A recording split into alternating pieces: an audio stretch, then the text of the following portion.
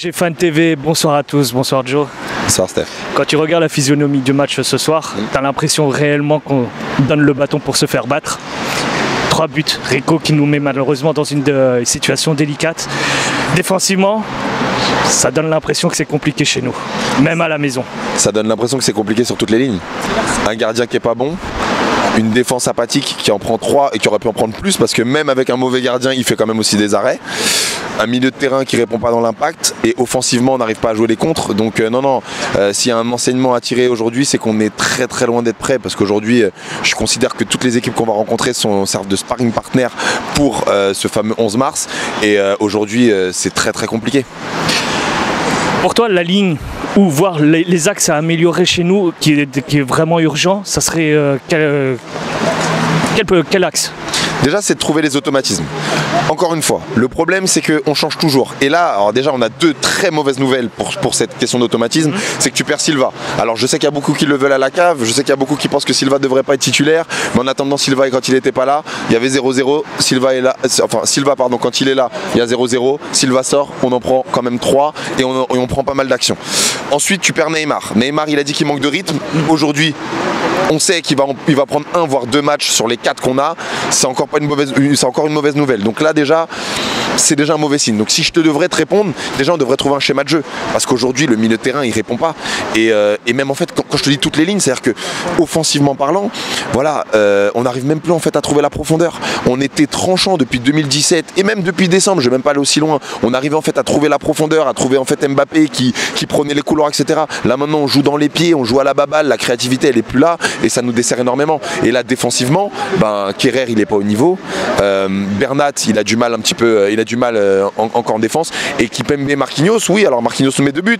Et malheureusement, encore une fois, les gens vont retenir surtout le fait qu'il a mis 2 buts. Un peu à l'instar de Kouassi, qui nous a mis 2 buts. Mais déjà, je vais vous dire quelque chose.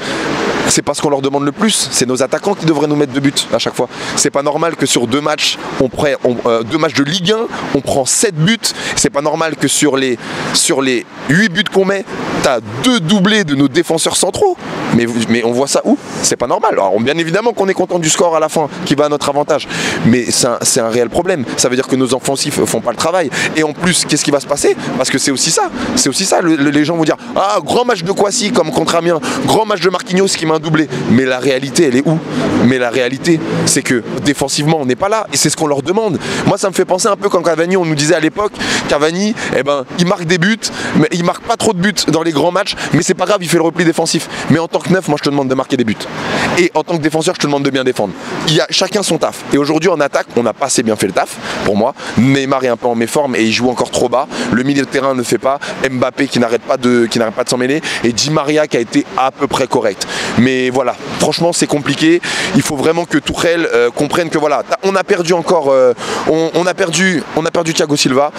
Paredes, faudrait peut-être le faire jouer. Si en tout cas tu veux le mettre en confiance. Gay, il était sur le banc, donc ça veut dire quoi? Encore une fois, quel automatisme tu veux donner à tout ça? Et aujourd'hui, moi je trouve que, encore une fois, je vois pas quelle est la ligne conductrice de Thomas Tuchel pour nous préparer au mieux sur ce match. Si je suis ta logique, on voit clairement que Thomas Tuchel, son message n'est pas transmis, en tout cas mal compris, et on voit que nos joueurs ne respectent pas qu'est-ce que je voulais dire, les consignes de notre entraîneur. Alors, est-ce que Thomas Tuchel est vraiment le problème du Paris Saint-Germain? Pour moi, il l'est pour plusieurs raisons. Déjà par son charisme. Je pense que c'est quelqu'un qui est beaucoup dans l'empathie, mais qui n'est pas, contrairement à ce que certains pensent, quelqu'un qui sait diriger vraiment un groupe. Et il met dans les situations fébriles. Je suis désolé. À un moment, avec tous ces changements qu'il fait à chaque fois, à un moment, il se met lui-même dans la difficulté. Et comme les résultats ne lui donne pas raison, forcément à un moment dans le vestiaire, on va le regarder dans les responsabilités. Et quand un leader technique comme Neymar qui dit moi j'étais prêt à jouer et au final j'ai pas joué, à un moment tu perds en crédibilité. Et des deux, entre Neymar et Tuchel, niveau talent, celui qui est plus sur la sellette et qui a un CDI qui est plus proche d'un CDD, c'est plus Thomas Tuchel que Neymar de base. Donc forcément, pour moi il se met en difficulté tout seul. Ok, je te remercie encore. À la prochaine.